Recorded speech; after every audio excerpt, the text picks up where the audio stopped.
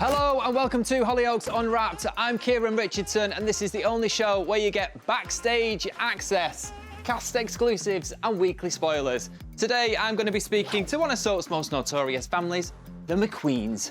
And be warned, it gets emotional. A McQueen! You're coming with me.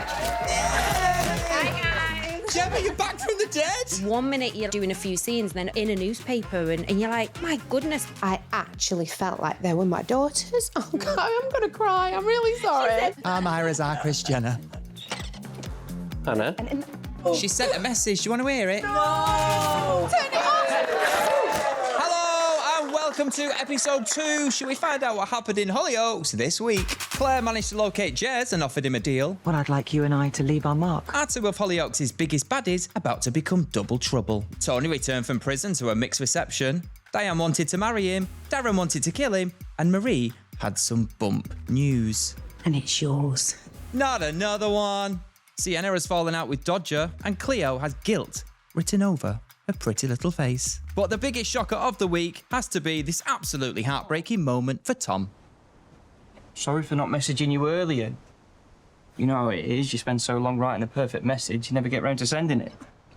But you're all I've thought about since... 6 out of 10 from the monologue. Bit Love Island for my taste. But then I'm hard to please.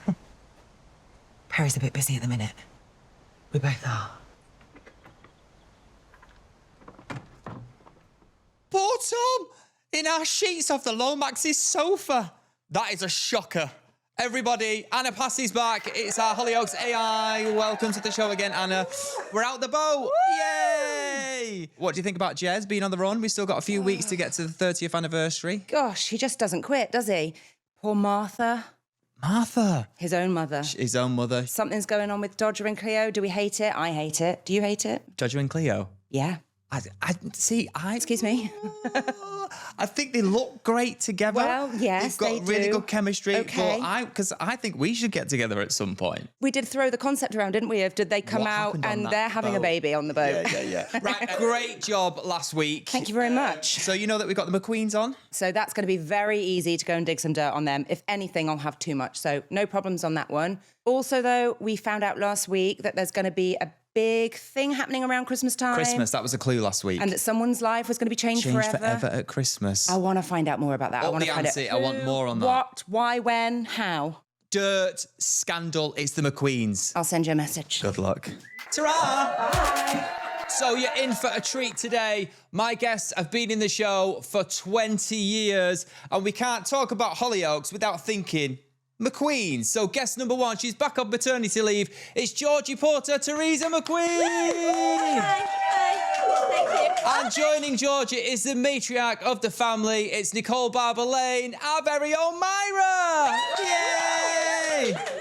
Welcome to the show, guys. Hi, thanks for having us. Thank you. Before we get stuck into Hollyoaks, how are you? Yeah, really good. You know, all I think about now is children and babies, so I'm glad to just talk to adults. Baby number 2? Yeah, baby number 2. Who'd have thought it? So you got baby brain. Are you ready to step into Teresa's shoes again? Exactly. No, I literally, yeah. Nicole, how are you? I don't have an excuse. I still might say silly things.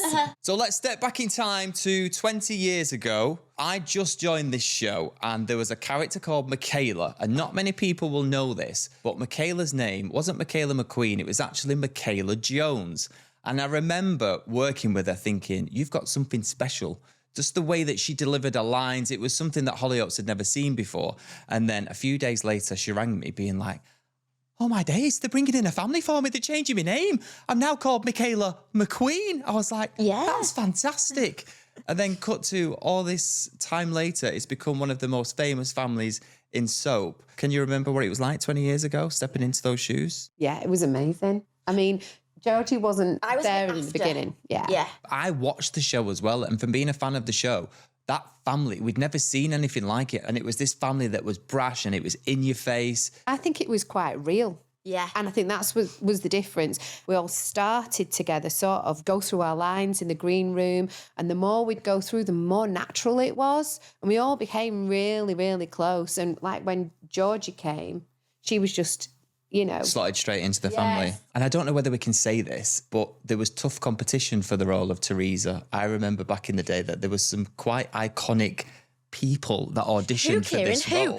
Who is it? Was it true that Jodie Comer? Yeah, apparently. I think so. They were looking for like the school children. So obviously I was like in my uniform back then. And it was like a 4-month process of trying to find this girl, Teresa.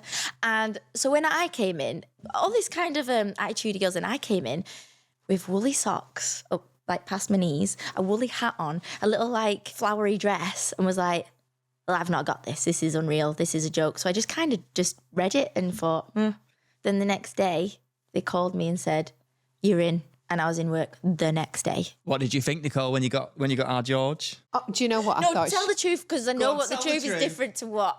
Okay, well, the truth is, I thought she was really sweet. I thought she was really sweet and going to get swallowed up, and I was really wrong. Yeah. Because she didn't get swallowed up. She absolutely flourished. One of the biggest storylines, who shot Calvin? Yeah. Now, that was a huge episode where Calvin and Carmel were getting married and somebody shot Calvin on his wedding day, and it was a thing that all the press were talking about and the fans were trying to guess who it was, and everyone who worked in this building, and nobody had a clue that it was our very own Jorgie Porter. How long did you know that you were the one that had shot Calvin before everybody else found out? We all actually did not know. We all had to do the lineup of who shot him. Like the face was like, oh, who shot him? And then the face was like, I shot him. Can you give us your I shot him face? She has this iconic look of it's a Bite a of the lip lip. bite. We didn't know who shot him until we all got the episode out, went to the back of the page, read it and was like, it's Teresa! And we panicked. And then we were like, Right, she's going to have to die then. Yeah, that's always the way in soap. If you kill somebody, you have to get your comeuppance, so you think that's the end. Can you remind the audience how they managed to turn it around for Teresa? I went to prison for a very long time and I did my time. And Nicole, for you, any memorable storylines for Myra? I liked all the Dr. Browning stuff. That was great because he told Myra she had a shadow and I loved the shadow. But that was fun. And then the stuff with Sally, where Myra comes back and she's like, John Paul's dad. that's Ian. right, yeah. And Ian? And that was just, I absolutely loved that. Those first couple of scenes were just amazing. We have to talk about the fact that anyone that's been in the show for a long time, over the years, we filmed in Ibiza, we filmed in Magaluf, we filmed in Dublin. I managed to get on the Dublin trip. You've been to Ibiza. Was it carnage or was it quite... The Ibiza one, I ended up coming back from Pasha nightclub. Were people like, Myra McQueen in Pasha? I was on the dance floor. David Guetta was DJing. I was like that far away from him. It was amazing. So I have got a text message. So Anna Passey, who plays Sienna in the show, I've tasked her with Anna's intelligence, Hollyoaks AI, to go out, get some dirt on you two, find out gossip for future storylines. Oh, no! She sent a message. Do you want to hear it? No. Hello, Kieron. Hello, Anna. Thank you for getting me involved and asking me to spill the tea on Jorgie and Nicole. It's my favourite thing to do. One memory that stands out that includes the pair of them, it includes you as well, actually, Kay. Oh, that's all right. We were in Austria for New Year. And I don't know what was in that Austrian air, but we were feral. It was wild. Everyone probably thinks Nicole is like the one that makes sure everyone's okay, make sure everyone gets to bed. No, they're wrong. No. She is the ringleader. Stop What Nicole says goes. We follow suit. She is at the front, whatever. standing on the tables, swinging her bag around, singing. I think I've probably said too much. I think you probably have. That's Jazz Franks who played Esther. We all remember that holiday, don't we, guys? Well, do we? I went missing at my See, age. we love each other, really. Right then, it's time for a break. I've got 2 McQueens right now. Fancy another one? In part 2, it's the one and only Gemma Merna, who played Carmel Valentine / McQueen. I'm going to leave you with a little question.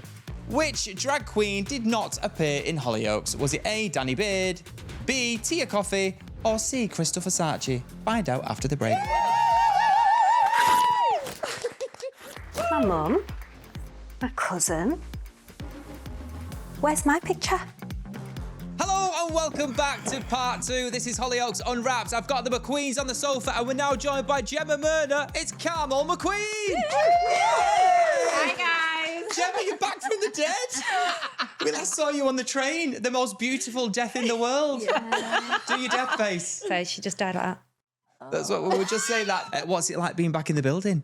Has there been some shocked faces being like, Carmel? Everyone's like, Are you coming back? Are you coming back? That's the first thing. But yeah, it's been like 11 years since I've stepped in the building, which is so bizarre because I do feel like I've just gone to sleep and I'm back in working the next day. We need to go back to the beginning. You as Carmel, the start of the McQueens. We used to go to the same acting school together, didn't we? Well, we've known each other a long time. Before Hollyoaks, and Yes. we used to go to this acting school on a Wednesday night, and for some reason we like radiated towards each other, and then we'd go out with our shrapnel trying to get, can we afford a drink? I used to drive us everywhere as well, didn't I?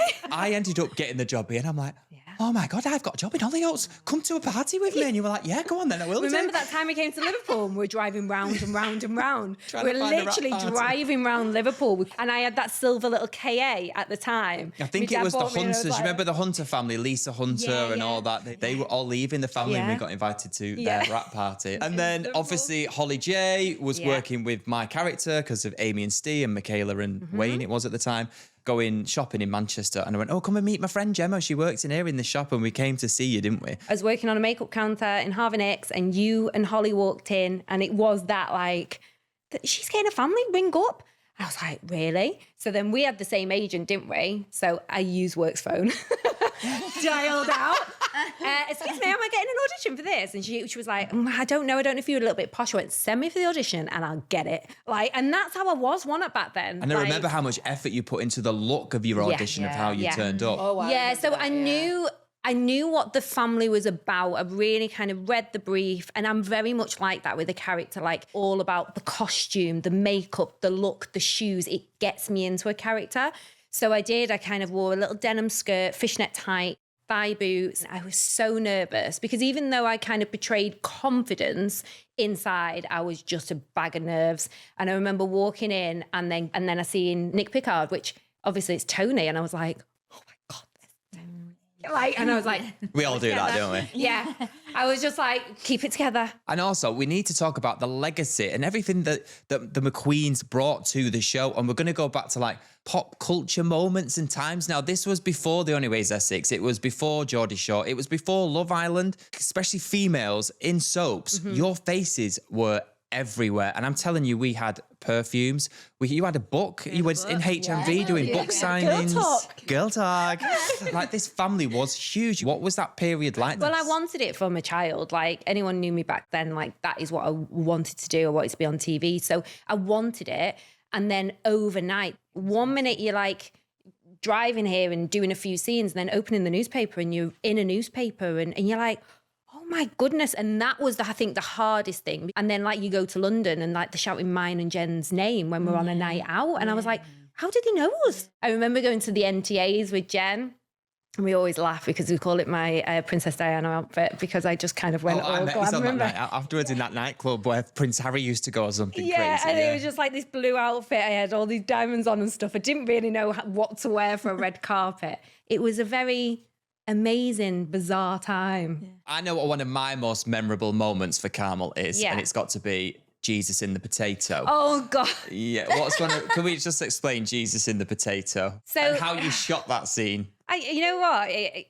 It's like Carmel was very religious. They wanted to make her Catholic and I got brought up Catholic. She's seen a potato and it was like Jesus in the potato and she's just like gravitating towards it. I remember I had She to had to look at it and go, is that Jesus in a potato? And I had to stand on a dolly, I remember, and they had to just wheel me in. Like the crew was like, what is this? I was like, it's in the script, I'll do it. You know, it was a bit bizarre. What is your most memorable Carmel moment then or scene to film? There's so many. One of the comedy ones when she proposed to Jim McGinn. Honestly, the writing. They were a great pair. You don't remember Jim McGinn?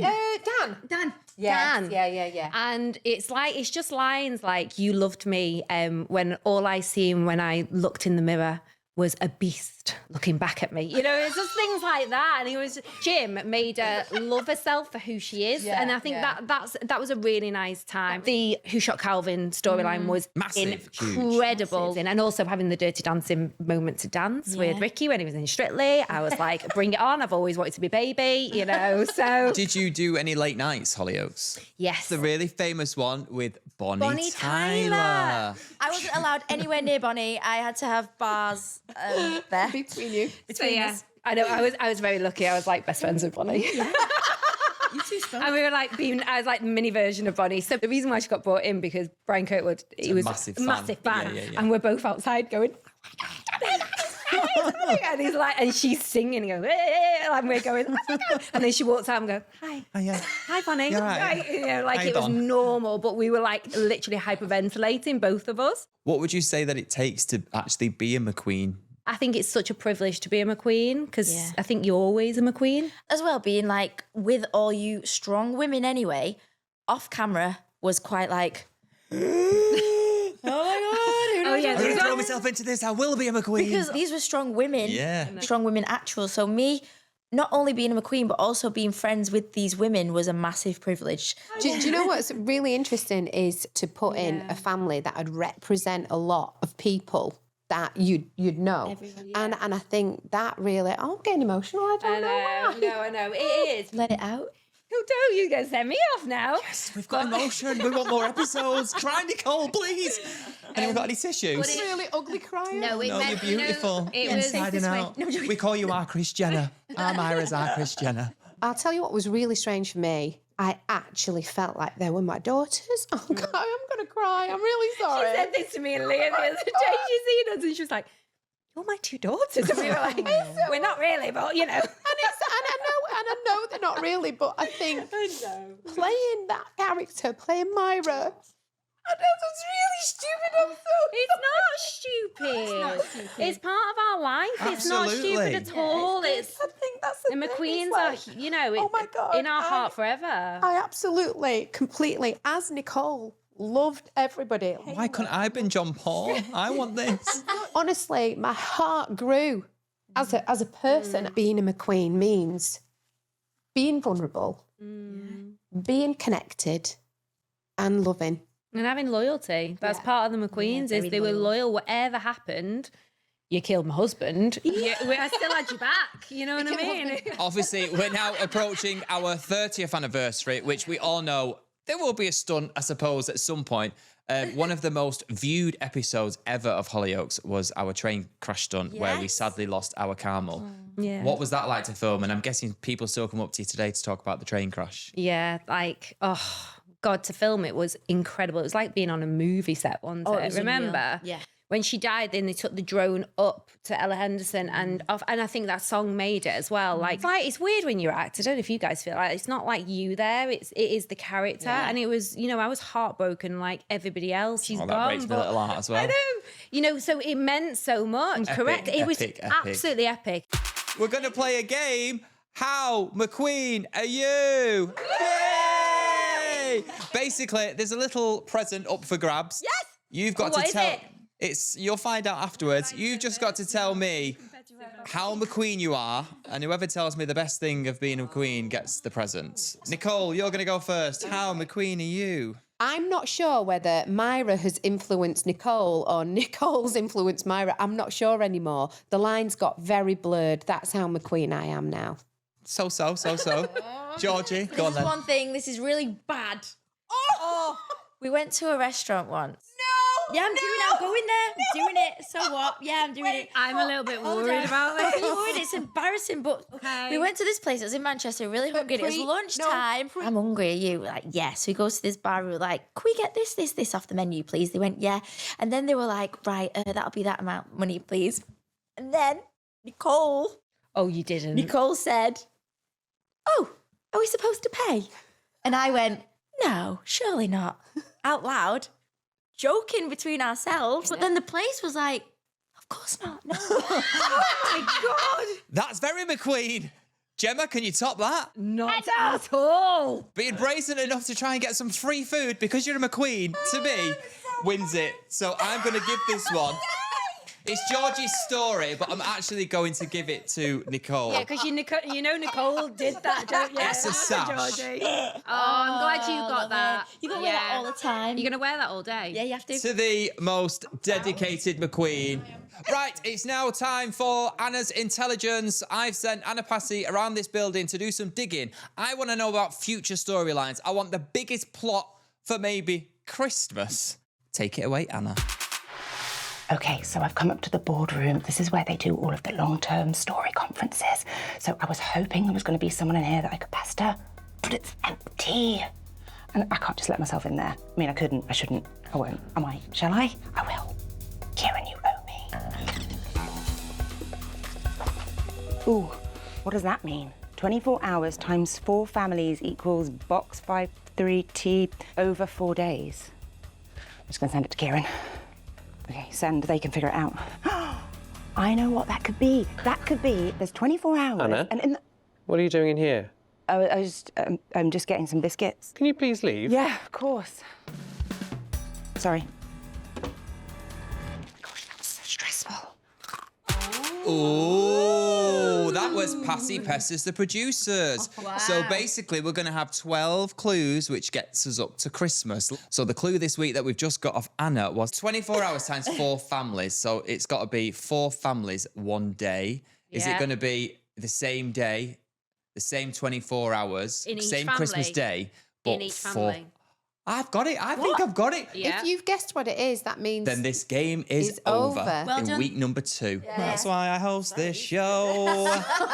And because you've been so well behaved and good little McQueens for me, should we have a little snippet at Jorgie Porter's return? This is an exclusive. First time anyone's ever seen it. Hollyoaks Laters 2025. That bag. I'm just laughing at your legs. And your bum. Yeah, I'm running late. They pulled me at passport control. Why? No idea. They just started asking me a load of questions and poking around in my clutch. What, they did a cavity search? What? I said clutch. It's a miniature handbag without a strap. Honestly, you have such a filthy mind. Yeah, but we're all good. I'll see you back at the club, okay? You need to come with me. Oh no. Oh, do you care? Did you?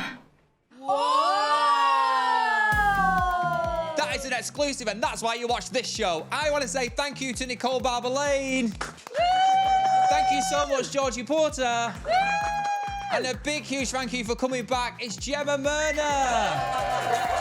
Don't forget, you can keep up to date with Hollyoaks by following their social media channels. And for any help or support, go to channel4.com/support-Hollyoaks. We're going to be back next week, 7:30 p.m. on E4, or stream on Channel 4, watch on YouTube or Spotify, or listen anywhere where you get your podcast. Just search Hollyoaks Unwrapped. Ta-ra for now!